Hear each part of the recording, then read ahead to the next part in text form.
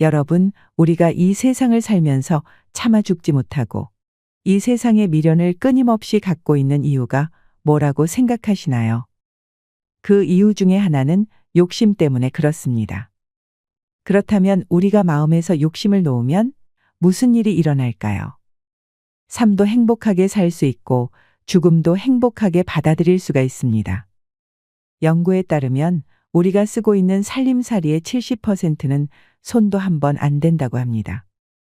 여러분들이 지금 쓰고 있는 살림살이 중에서 생전에 쓰는 게 30%밖에 안 된다는 것입니다. 잘 생각해 보면 우리가 사서 집으로 싸가지고 들고 온 물건을 쓰기는커녕 버리지도 못하고 평생을 이사 갈 때마다 들고 다니는 경우가 있지 않나요? 한 번도 쓰지도 않을 걸 우리는 악착같이 이고지고 살고 있는 것입니다. 바꿔 말하면 우리가 인생을 좀 홀가분하게 살아갈 필요가 있는데 너무 많은 걸 쥐고 살아가기 때문에 인생이 힘든 것일 수도 있습니다. 버릴 건 버리고 가져갈 것만 가져가야 되는데 다 가져가려고 하다 보니 인생이 힘들고 무거워지는 것입니다. 우리가 쓰고 있는 핸드폰의 70%는 기능도 모르고 쓴다고 합니다. 내가 이걸로 정보를 검색하는 것도 모르고 텔레비전을 보는 것도 모르고 인터넷을 하는 것도 모르고 이메일을 하는 것도 아무것도 모르고 문자만 그저 주고 받는데도 100만 원짜리 휴대폰을 쓰는 사람이 많다고 합니다. 어쩌면 우리나라 국민의 80%는 100만 원짜리 핸드폰을 들고 다닐 필요가 없는 것입니다. 10만 원짜리만 들고 다녀도 되는데 필요 없는 걸 들고 다니는 이유는 무엇일까요? 우리 집도 마찬가지입니다. 우리는 공간의 70%는 필요 없는 공간을 쓰고 있다고 합니다. 비싼 폰이든 넓은 집이든 우리가 그 필요 없는 것만 걷어내도 인생살이가 홀가분하지 않을까요? 오늘은 우리가 살아가는 인생살이에 대해 이야기 나누고 싶습니다. 여러분, 자녀를 하루 종일 이 학원 저 학원 보내는 부모가 있습니다. 그런데 이 부모는 과연 자녀를 너무 사랑해서 학원에 보내는 걸까요? 잘 생각해 보면 아이들을 사랑해서 보내는 게 아닙니다. 내 욕심 채우기가 급급한 경우가 많습니다.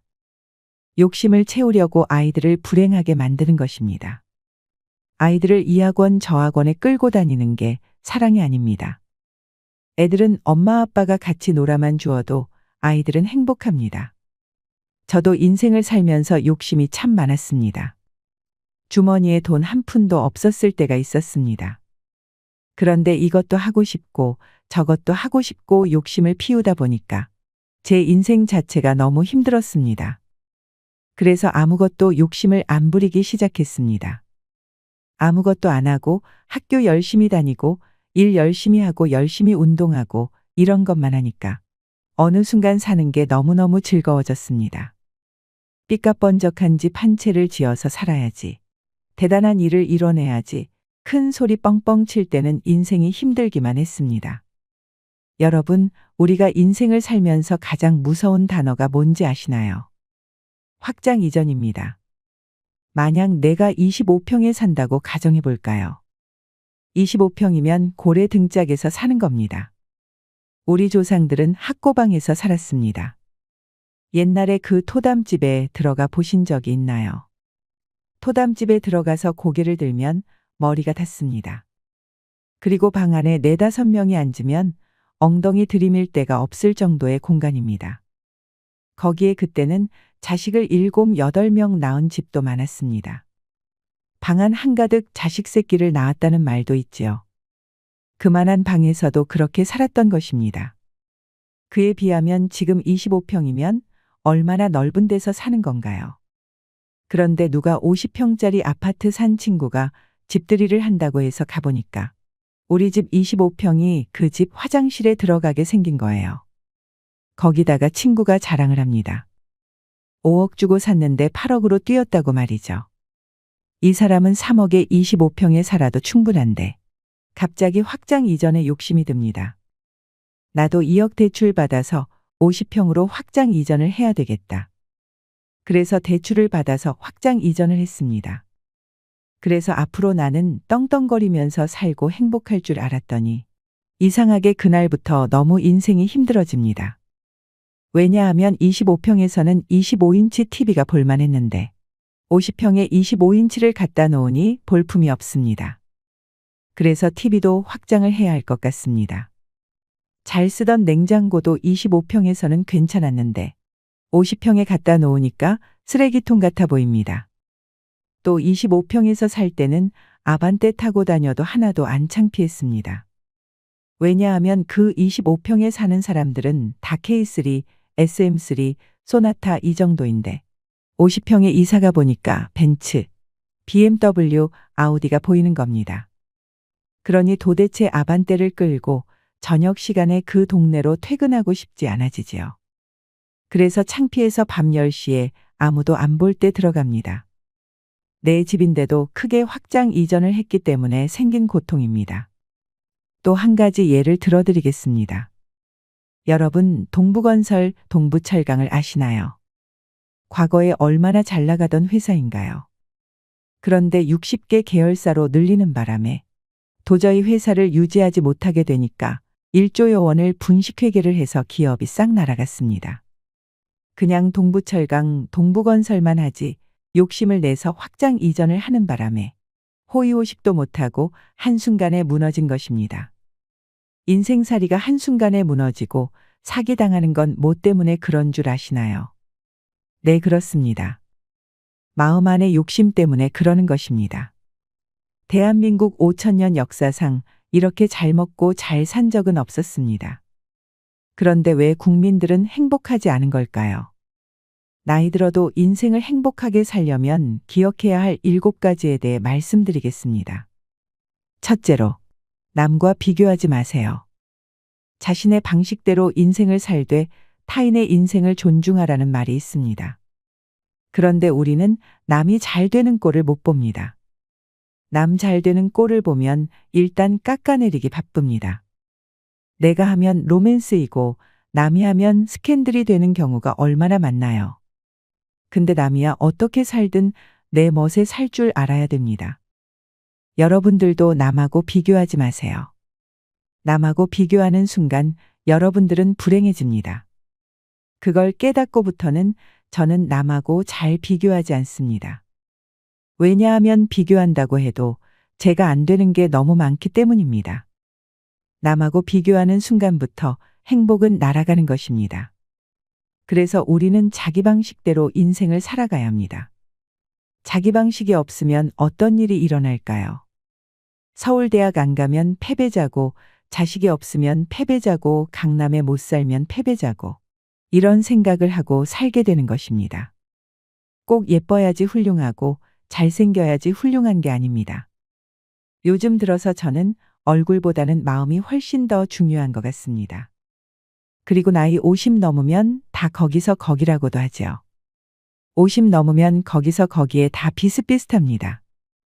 그런데 마음이 얼마나 아름다우냐에 따라서 다릅니다. 그래서 자기 방식대로 살 줄 알아야 된다는 것입니다. 두 번째로, 타인에게 마음을 여세요. 여러분들 중에서 이런 생각을 하고 있는 분들 계실까요?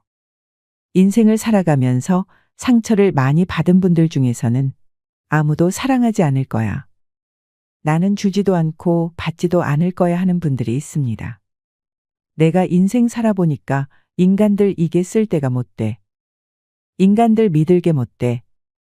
나는 사랑 같은 거 안 하고 살 거야 하는 것입니다. 제가 나이를 먹으면서 사람을 만나는 게 뭘까 생각을 많이 합니다. 사람을 만나는 일이 참 즐겁고 신나기만 한다면 얼마나 좋을까 합니다. 그러기 위해서는 한 가지가 필요합니다. 타인에게 마음을 열어라입니다.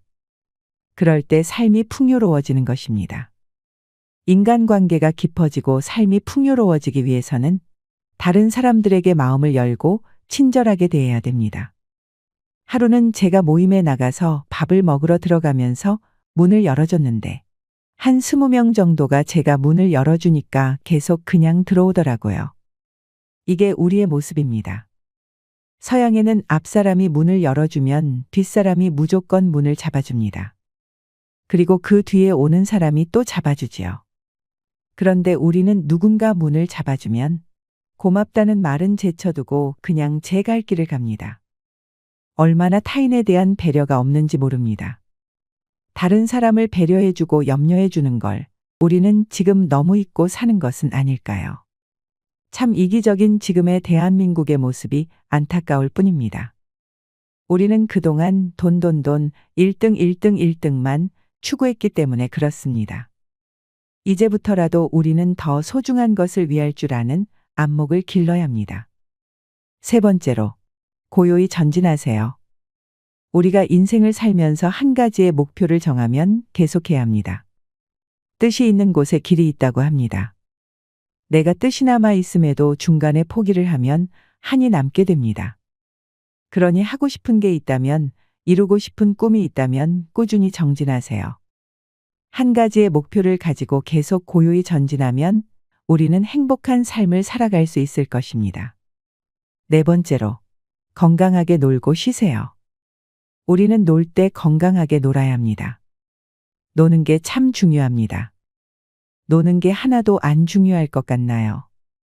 노는 건 돈 있는 사람들의 사치인 것만 같나요? 아닙니다. 니마 그 강을 건너지 마오라는 영화를 보신 적이 있나요? 그 다큐멘터리에 나온 할머니 할아버지가 돈이 많던가요, 적던가요? 그분들은 돈이 많은 분들이 아닙니다. 그런데 정말 행복해 보입니다. 저는 그 할머니 할아버지가 손을 잡고 장난치면서 가시는 모습을 보면서 저게 바로 건강한 거구나 했습니다. 두 분이 얼마나 재미나게 살던가요? 우리는 놀 때와 쉴 때 건강한 놀이 문화를 만들 필요가 있습니다. 취미 생활이 있어야 합니다. 내가 좋아하는 것을 잘 아는 사람은 행복할 수 있습니다. 사는 게 즐거운 사람들은 건강하게 노는 법을 배운 사람들입니다. 다섯 번째로, 가족과 함께 좋은 시간을 보내세요. 인생을 살아가다 보면 나이를 먹으면 먹을수록 가족밖에 없다는 생각을 참 많이 하게 됩니다. 물론 친구도 벗도 중요하지만 가족이 참 소중한 것입니다. 그런데 우리나라는 가족을 위해서 산다고 말하지만 하루에 가족을 한 번도 안 만나는 사람들이 너무 많습니다. 집에 오면 서로 말도 안 하고 방에 들어가 버리고 따뜻하게 눈 마주쳐 본 적이 언제인지 기억도 나지 않습니다. 30부터 50까지 가족을 위해 산다면서 가족과 보내는 시간을 소중히 여기지 않습니다. 행복하고 싶다면 가족들과 서로 눈을 쳐다보고 대화를 나누고 앞으로 가족과 함께 영화를 보러 가고 함께 운동을 하러 다니고 소중한 추억을 많이 만드시길 바랍니다. 일곱 번째로, 부정적인 생각에서 벗어나세요. 다른 사람을 험담하는 것은 자존감이 낮다는 것입니다. 다른 사람을 험담하는 사람 중에 인격이 훌륭한 사람을 본 적이 없습니다.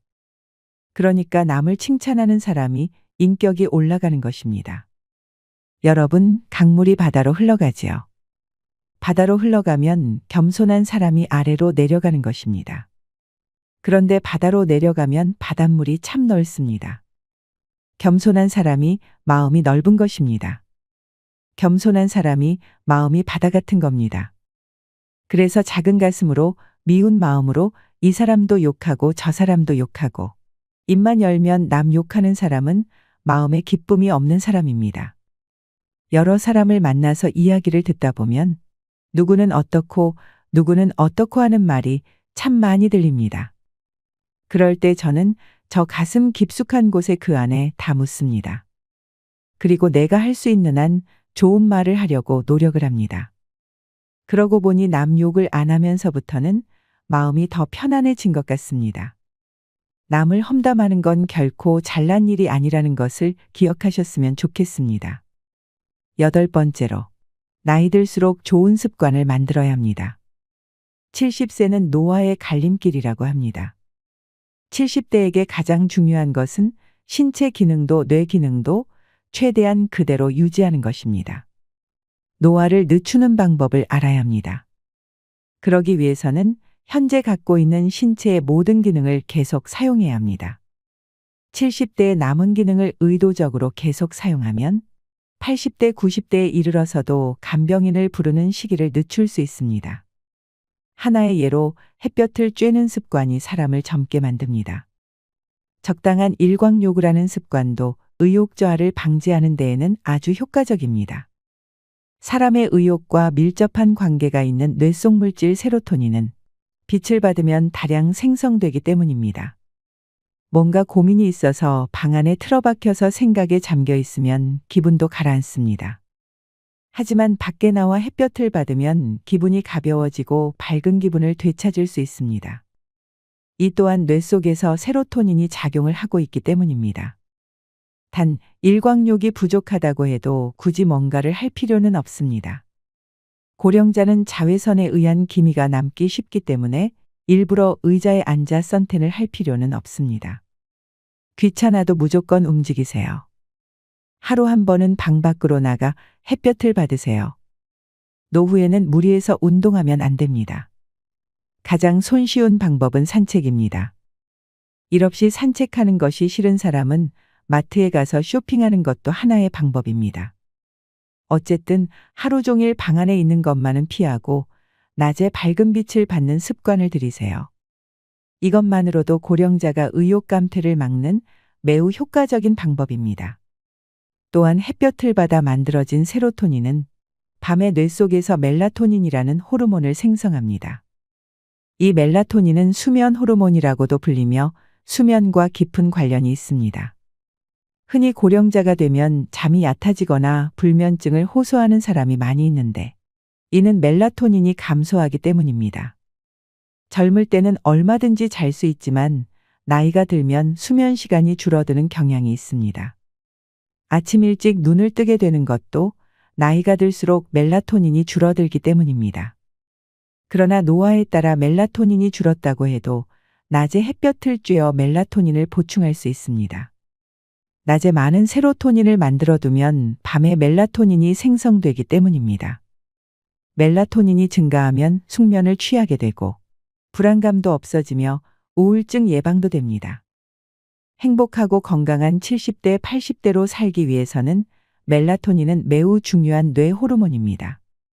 새삼스럽게 일광욕 시간을 만들 필요는 없지만 어쨌든 낮 동안 집 밖에 나와 햇볕을 받는 습관만은 만드세요. 나이가 들면 적어도 밖으로 나가는 습관을 줄여서는 절대 안 됩니다.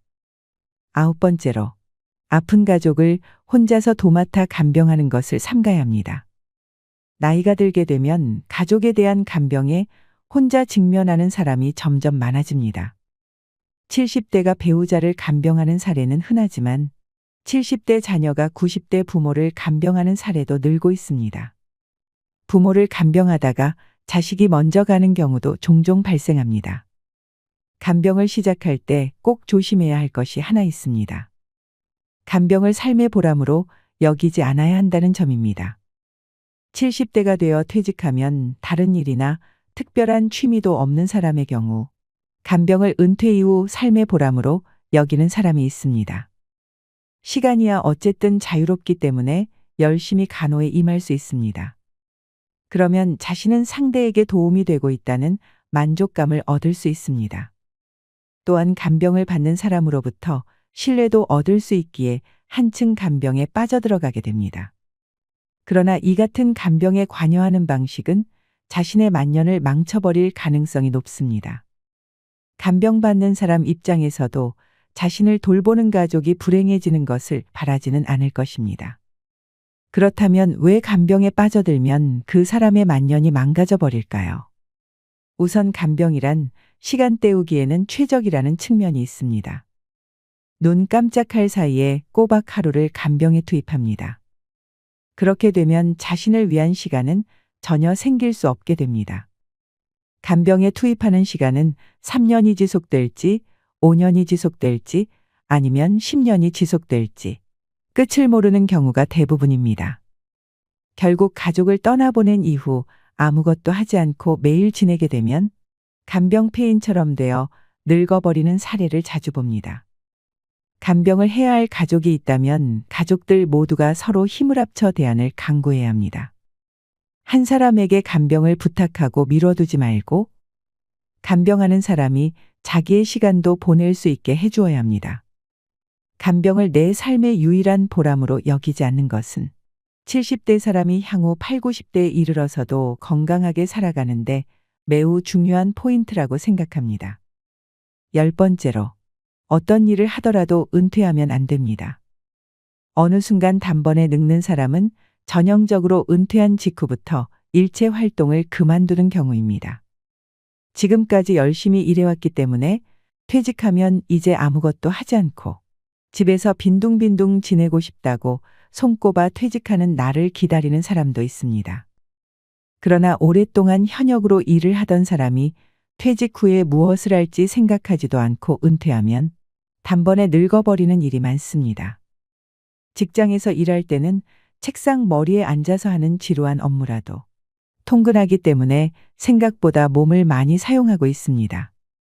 그런데 퇴직하고 나서 집에만 틀어박혀 있는 70대, 80대라면 약 1개월 정도만 지나도 운동 기능 가운데 상당 부분이 저하되기 쉽습니다. 뇌 기능 측면에서도 차이가 큽니다. 일하고 있으면 매일 나름대로 지적 활동이나 다른 사람과 의사소통 등의 활동으로 다양한 상황을 접하게 됩니다. 반면 집에서 지내면 평소 뇌 활동이 없어지고 치매 위험도 높아집니다. 특히 전두엽의 노화가 단번에 진행됩니다. 전두엽이란 창조적 능력이나 다른 사람에 대한 공감 능력, 예상치 못한 일에 대처하는 능력에 관여하는 부분입니다. 이 부분이 노화되면 어떤 일에도 의욕이 생기지 않고 활동 자체를 귀찮아하게 됩니다. 운동 기능의 저하와 뇌의 노화가 더욱 가속화될 것입니다. 외형적인 인상에서도 발랄한 느낌을 잃은 기운 없는 노인으로 변모하게 됩니다. 남들보다 유난히 빨리 늙는 노인을 본 적이 있으신가요? 그렇게 되지 않기 위해서라도 조만간 퇴직을 맞이할 단계라면 퇴직 이후 무엇을 할 것인지 미리 준비를 해둬야 합니다. 퇴직하고 잠시 쉬었다가 다음에 무엇을 할지 생각한다면 어느새 게으른 생활에 휩쓸려 습관으로 굳어버리는 경우가 허다합니다. 요즘엔 70대에 접어들어서도 신체적 기능은 비교적 건강하다지만 전두엽의 노화는 이미 40대부터 진행되고 있다고 합니다. 퇴직 후도 사회와 관계를 맺는다는 의미에서는 물론 일이 전부는 아닐 것입니다. 반상회 임원이나 아파트 관리 조합의 임원, 취미 모임에서 직무를 맡는 것도 좋습니다. 자원봉사활동도 퇴직 후에 사회에 참여하는 하나의 선택지입니다. 누군가와 협동해서 누군가에게 도움이 되거나 누군가 나를 필요로 한다고 느끼는 것은 언제까지나 현역 의식을 유지하는 데 큰 도움이 될 것입니다. 특히 몸이 건강한데도 나이가 들어서 못한다며 은퇴한다는 생각은 하지 말고 현역 의식을 유지하는 것이 중요합니다. 그것이 단번에 늙는 것을 막아줄 것입니다. 세상에서 으뜸인 일은 기쁜 마음으로 하루를 시작하고 말하고 싶어도 침묵하고 실망스러워질 때는 희망을 갖고 욕심을 버리고 마음 편히 공손하게 사는 것이라고 합니다. 여러분, 설령 몸이 약해져서 누구에게도 아무런 도움도 줄 수 없게 되는 순간이 오더라도 온유하고 친절한 마음을 잃지 마세요. 늙음은 무거운 짐이지만 오랜 세월 때 묻은 마음을 세월의 무게를 담아 마지막으로 닦으며 내 임종 머리맡에서 내 인생 참 고마웠다라고 떠올릴 수 있는 눈물겹게 행복한 삶을 살아가시길 바랍니다. 마지막으로 돈밖에 모르던 어느 할아버지의 이야기를 들려드리겠습니다. 할아버지가 남긴 마지막 말은 무엇이었을까요? 나는 어떻게 살았고 앞으로 어떻게 살아가야 할 것인지 생각해보는 소중한 시간이 되시길 바랍니다. 어떤 폐암 자가 있었는데 그는 오래전에 이혼해서 자식이 없었고 동거인도 법적으로 부인이 아니라서 그의 병세가 깊어지자 미련 없이 떠났다. 그는 보호자 없이 혼자서 항암 치료를 받고 더 이상 회복의 기미가 없자 호스피스 병원으로 보내졌다. 남동생이 한 명 있었지만 몇 년 전 2억 원을 빌려주고 동생이 돈을 갚지 못하자 관계가 악화되어 연락이 끊기게 되었다. 나날이 악화되는 병세를 보면서 호스피스 팀은 우여곡절 끝에 동생을 찾아서 연락했고 마침내 동생이 형을 찾아왔다. 이미 폐암 말기의 환자는 예전의 모습이 아니었다. 동생은 그동안의 어색함과 상관없이 마음이 아파 눈시울을 붉혔다. 환자는 힘겹게 동생에게 가까이 오라고 손짓했고 마지막 유언을 남겼다. 너 내 돈 2억 갚아라. 비록 동생이 돈을 갚지 않은 것은 잘못된 행동이었지만 형으로서 마지막 떠나는 길에 동생에게 돈을 갚으라는 유언을 남긴 것은 그 사람이 가진 가치가 오직 돈뿐이었다는 것을 알려준다. 물론 배신감을 느낀 마음도 컸으리라. 남자가 그나마 편하게 떠나려면 동생의 빚을 탕감하고 남은 재산을 의미 있는 곳에 기부하고 떠나는 것이었을 것이다. 어차피 동생 외에는 남은 유족도 없기 때문에 이 세상에 태어난 의미를 조금이나마 찾는 방법일지도 몰랐다. 하지만 그 환자는 오직 동생을 향한 원망과 자신을 떠난 동거인을 향한 분노를 지니고 세상을 떠났다. 그가 살아생전 마지막으로 남긴 것은 무엇이었을까? 허공 속으로 사라져버린 너 내 돈 2억 갚아라라는 말이었다. 다행히 그의 시신은 동생이 거두었고 장례도 치렀다고 한다. 여러분은 이 할아버지의 마지막 모습에 어떤 마음이 드셨나요? 우리는 끊임없이 후회하고 고독하고 두려워하며 살아갑니다. 누구나 인생의 순간순간이 빛나길 원하지만 삶은 생각보다 호락호락하지 않습니다. 죽음 앞에 섰을 때 인생의 끄트머리에 서서 만족하며 눈을 감는 사람은 과연 몇이나 될까요? 독일의 시인 베르톨트 브레이트는 죽음을 그토록 두려워 말라. 못난 인생을 두려워하라라고 말했습니다. 행복도 고통도 내 마음에 달려 있습니다. 여러분은 지금 행복하신가요? 이상으로 시니어를 위한 모든 것, 시니어 연구소였습니다.